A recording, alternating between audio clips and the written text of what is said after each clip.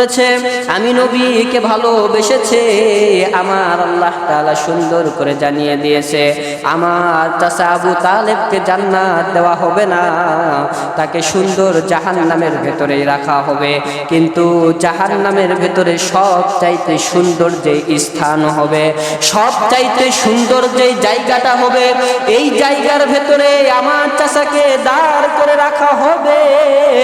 মুসলিম শরীফের বর্ণনা, বিশ্ব নবী বলেন, আমার চাচাকে জাহান্নামের সব শাস্তি দেওয়া হবে না, সামান্য পরিমাণ একটা শাস্তি দেওয়া হবে জাহান্নামের ভেতরে।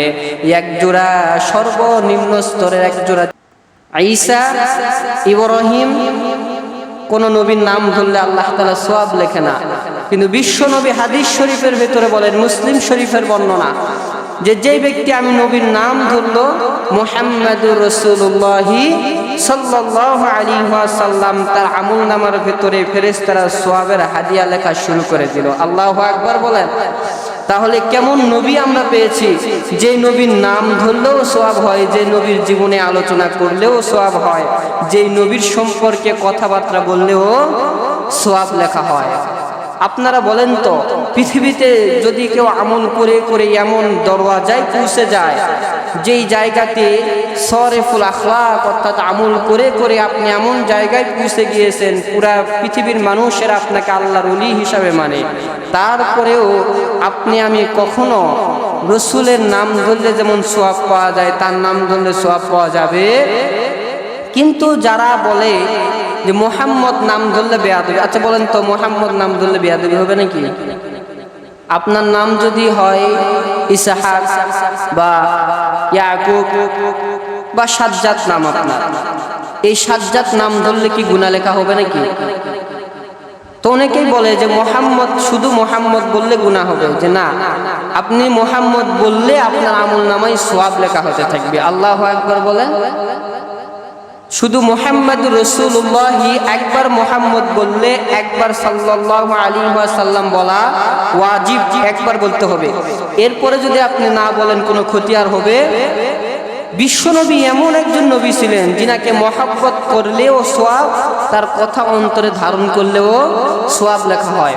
পৃথিবীর বুকে নবী আমার যখন দুনিয়ার বুকে জন্মগ্রহণ করেছিল, আগের জুমাতে আপনাদেরকে বলা হয়েছিল, তিনি সর্বপ্রথম জন্মগ্রহণ করার পরেই তিনার পিতাকে তিনি নিজের চক্ষু দ্বারা কখনো দেখতে পান।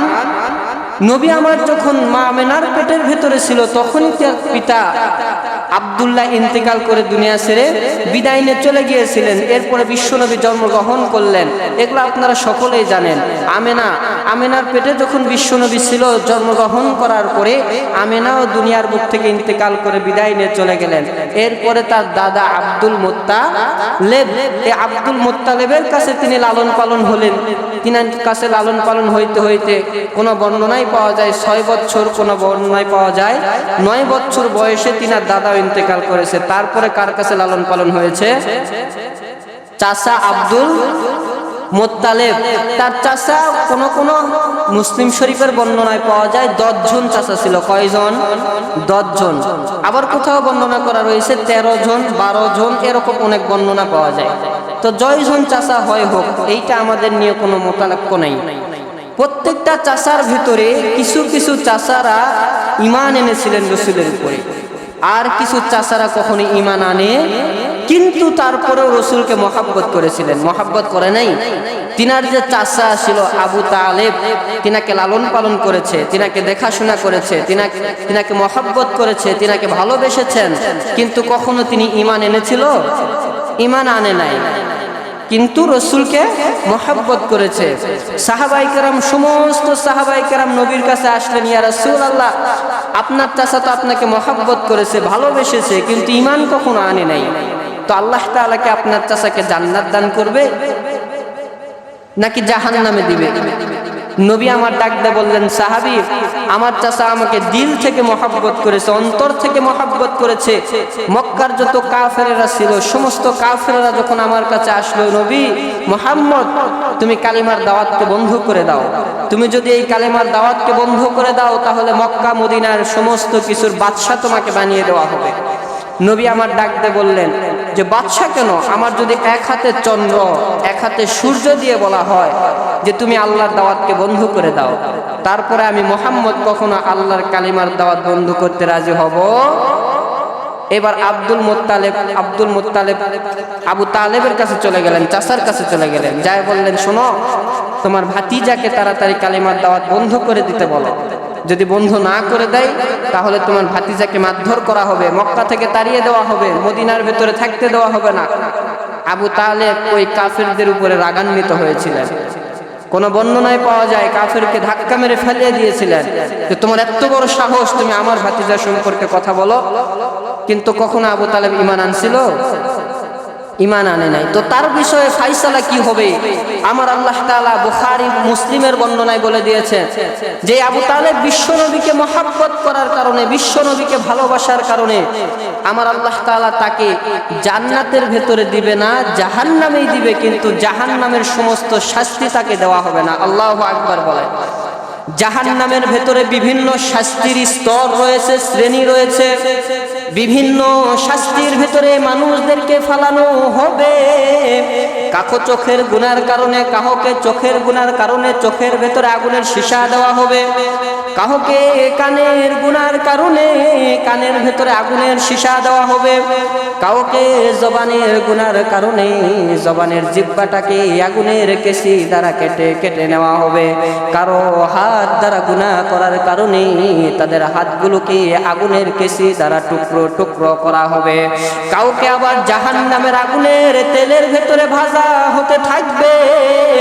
বিভিন্ন আগুনের বিভিন্ন শ্রেণীর স্তর রয়েছে, সমস্ত মানুষদেরকে এই জাহান্নামের স্তরের ভেতরে রাখা হবে। প্রত্যেকটা গুনার কারণে আলাদা আলাদা করে মানুষদেরকে শাস্তি দেওয়া হবে।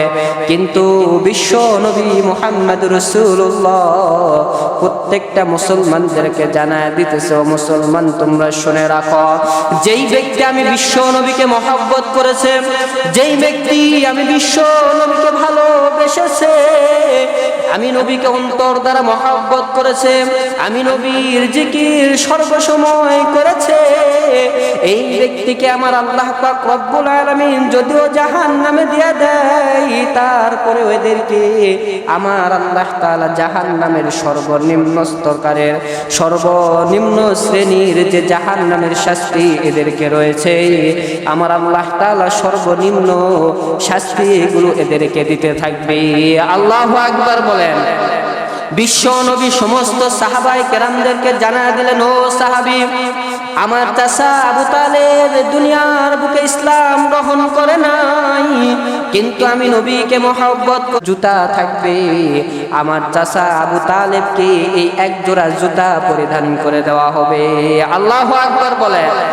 এক জোড়া জুতা পরিধান করে দেওয়া হবে। এই জুতাটা যখন আমার চাচা পরিধান করবে, সাহাবায়ে কেরামেরা ডাকতে বললেন, ইয়া রাসূলুল্লাহ, জাহান্নামের সমস্ত স্তরের শাস্তি তাকে দেওয়া হবে না, সামান্য জুতা পরিধান করে দেওয়া হবে।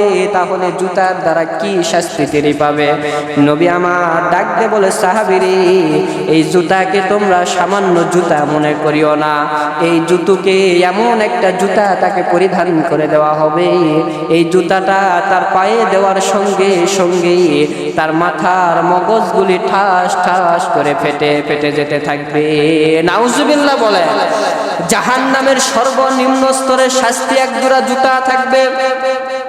এই জুতার এমন পাওয়ার আমার আল্লাহ দিয়ে দিবে, জুতা পরিধান করার সঙ্গে সঙ্গে মাথার মগজগুলি টাস টাস করে ফেটে যাবে, মাথার মগজগুলি কান দিয়ে বাহির হতে থাকবে, নাক দিয়ে বাহির হতে থাকবে, মুখ দিয়ে বাহির হতে থাকবে, লজ্জাস্থান দিয়ে বাহির হতে থাকবে, পায়খানার দ্বার দিয়ে মাথার মগজগুলি গলে গলে পড়তে থাকবে, শরীরের সমস্ত নারী ভুঁড়িগুলো টকবক করে ফুটতে থাকবে, তার নিচের পায়খানার দ্বার দিয়ে সবগুলো গলে গলে বাহির হতে থাকবে।